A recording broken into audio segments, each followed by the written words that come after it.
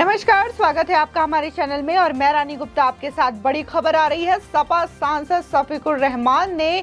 शिवलिंग मिलने वाले दावे को पूरी तरीके से झूठ बताया और ये कह डाला कि अगर मस्जिद को सील की जाती है तो तमाम जो मुस्लिम हैं वो कुर्बानी के लिए तैयार हो जाएं। आपको बता दें कि जिस तरीके से ज्ञानवापी मस्जिद को लेकर के विवाद चल रहा है और बाकायदा वाराणसी की डिस्ट्रिक्ट कोर्ट के आदेश पर वहां पे सर्वे कराया, जिसके बाद तमाम जो साक्ष्य हैं वो मिले हैं और इसी के साथ ही करीब 12 फीट का शिवलिंग मिलने का भी दावा किया जा रहा है, जो कि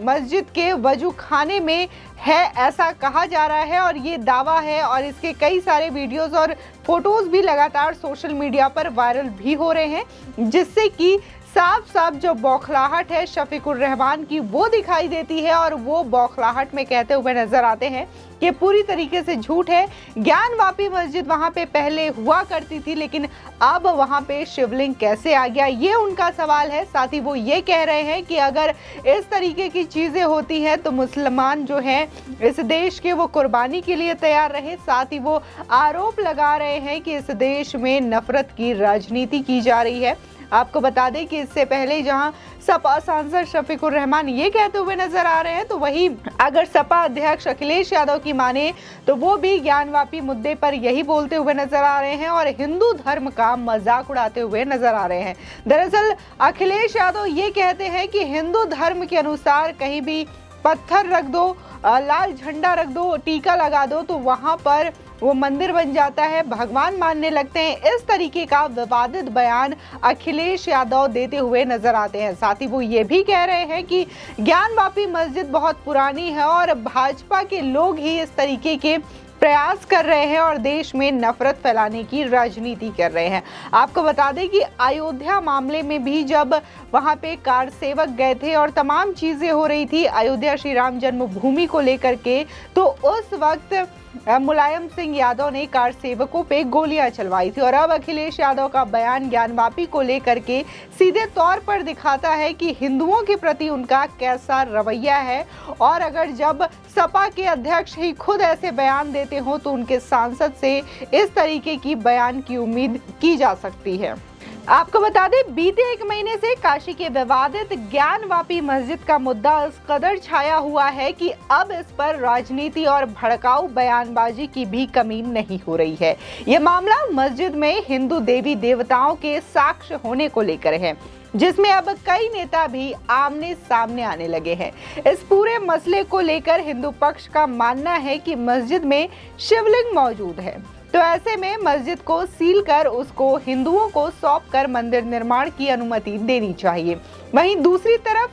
मुस्लिम पक्ष इन सब बातों से इनकार कर रहा है। उनका मानना है कि वहां पर हिंदू साक्ष्य मौजूद नहीं है, इसलिए मस्जिद में किसी भी प्रकार की जांच ना हो। आपको बता दें कि इससे पहले कोर्ट ने फैसला सुनाते हुए मस्जिद की वीडियोग्राफी करने के आदेश दिए थे, जिसके बाद कई मुस्लिम नेताओं ने कोर्ट के ऑर्डर पर सवाल भी उठाए थे। और अब इस कड़ी में अक्सर अपने विवादित बयानों की वजह से चर्चा में रहने वाले संभल से समाजवादी पार्टी के सांसद शफीकुर रहमान बर्क का भड़काऊ बयान भी सामने आ गया है। आपको बता दें कि ज्ञानवापी मस्जिद में शिवलिंग मिलने के बाद हिंदू पक्ष के द्वारा लगातार मस्जिद को सील करने की मांग की जा रही है। इस पर जब एक पत्रकार ने सपा सांसद शफीकुर रहमान बर्क से सवाल किया तो उन्होंने भड़काऊ बयान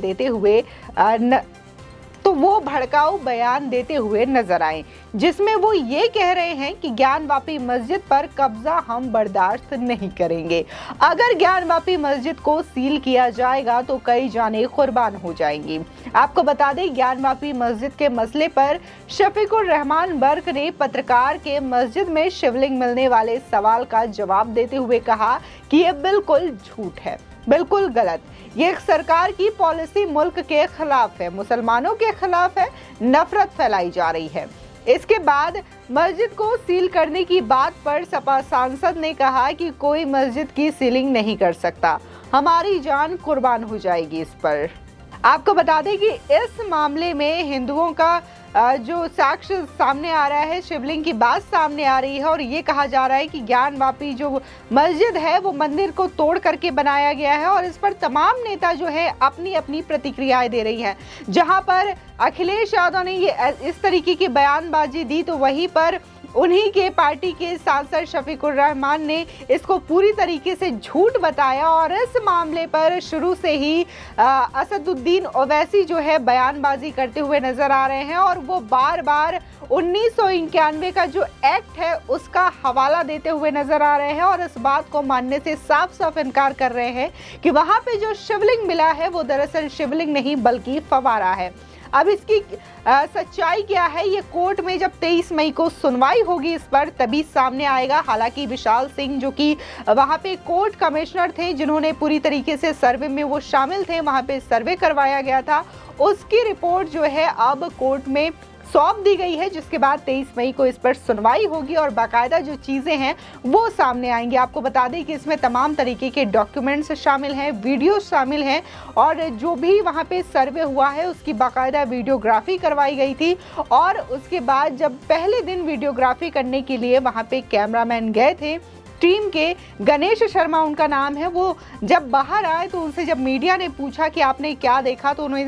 तो उन्होंने सीधे तौर पर बताया कि उन्होंने कई स्वास्तिक के निशान देखे और इसी के साथ ही हिंदू देवी देवताओं की मूर्तियां भी देखी, वो भी सिर्फ बैरिगेटिंग के बाहर था। अगर बैरिगेटिंग के अंदर की बात करें यानी कि ज्ञानवापी मस्जिद का वो हिस्सा जहां पर मुसलमान जो है हमेशा से ही रोक लगा रहे थे और ये कह रहे थे कि वहां पर कोर्ट ने इजाज़त नहीं दी है, जिसके बाद 6-7 मई को सर्वे होना था, लेकिन जब लगातार दूसरे समुदाय के लोग इसका विरोध करने लगे तब कोर्ट ने दूसरी डेट रखी और उस डेट पर जाकर के ये सर्वे हुआ और कोर्ट ने बाकायदा स्ट्रिक्ट भाषा में कहा कि वहाँ पर हर एक जगह की जांच होनी चाहिए, मस्जिद परिसर के हर जगह पे, चाहे वो फिर तहखाना हो या फिर कोई भी दीवार हो, उसको हटा करके वहाँ की जांच करवानी चाहिए। जिसके बाद वहाँ के वजू खाने में शिवलिंग होने का दावा किया जा रहा है और अगर दूसरे पक्ष की माने तो लगातार इस दावे का खंडन करते हुए वो नजर आ रहे हैं। अगर मुस्लिम पक्ष की बात करें तो वो इस सर्वे के खिलाफ इलाहाबाद हाई कोर्ट भी गए थे, जिसके बाद इलाहाबाद हाई कोर्ट जाने के बाद जो हिंदू सेना है वो सीधे सुप्रीम कोर्ट में गई और उन्होंने ये याचिका दायर की कि ये सर्वे नहीं रुकना चाहिए। इसी के साथ ही